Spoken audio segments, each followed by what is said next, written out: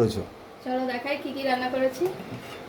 প্রথমে এই যে সাদা ভাত, গরম গরম সাদা ভাত ধোয়া উঠছে এখনো। ভাতে ভাত এই এই হচ্ছে লাল শাক ভাজা করেছি, রসুন পেঁয়াজ দিয়ে লাল শাক ভাজা করেছি।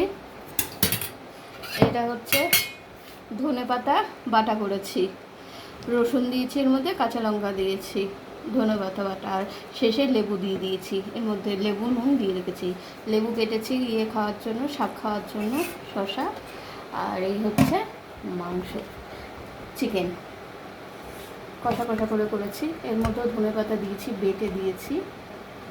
এই হচ্ছে রান্না।